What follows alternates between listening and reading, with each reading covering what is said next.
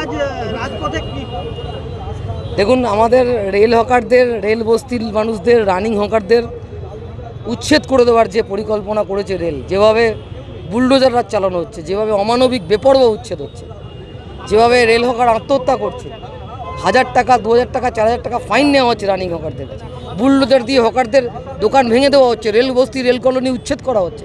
তো এই উচ্ছেদের বিরুদ্ধে পুনর্বাসনের দাবিতে, রেল হকারদের লাইসেন্সের দাবিতে আমাদের আজকে মিছিল। কোথা থেকে কোথা পর্যন্ত? আমাদের শিয়ালদা থেকে মোহাম্মদ আলী পার্ক যাব, হাওড়া থেকে একটা মিছিল আসবে মোহাম্মদ আলী পার্ক। কলকাতার দখল নেমে আজকে এই রেল হকাররা, বস্তিবাসী মানুষরা।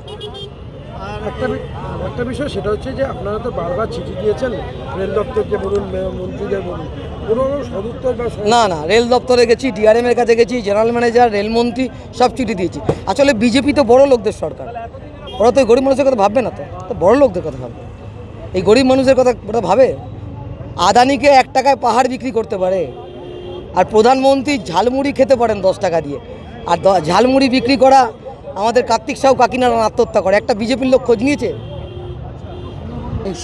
আমরা দেখেছিলাম এখন যিনি মুখ্যমন্ত্রী, তিনি যখন অপোজিশন লিডার ছিলেন, তিনিই বলেছিলেন যে এ রাজ্যে যদি বুলডোজার আসে তাহলে তিনি সেই উচ্ছেদের বুলডোজারের সামনে দাঁড়িয়ে প্রতিরোধের প্রাচীর গড়ে তুলবেন।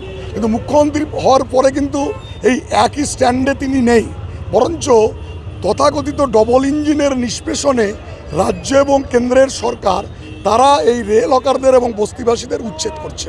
আমরা বলছি যে আমরা দখলদার নই, আমরা দখলদার আমাদের রেল হকাররা হতেও চান না, কিন্তু যখন রেলের 6 লক্ষ শূন্য পদ খালি, গত 15 বছর ধরে এ রাজ্যে একটার পর একটা চাকরির পরীক্ষা বন্ধ, দুর্নীতি, কলকারখানা না হওয়া, ক্রমবর্ধমান বেকারত্ব, ফলে লেখাপড়া জানা ছেলেমেয়েরা তারাও আজকে রেলের হকারি করেই তাদের জীবন জীবিকা নির্বাহ করে।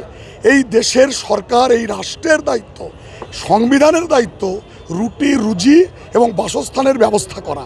তারা বলেন সবকা সাথ সবকা বিকাশ, কিন্তু সবাই মানে আদানি আর আম্বানি নয়, দেশের সবাই মানে এদেশের মানুষ যারা ভোট দেন তারা কিন্তু আদানি আম্বানি নন।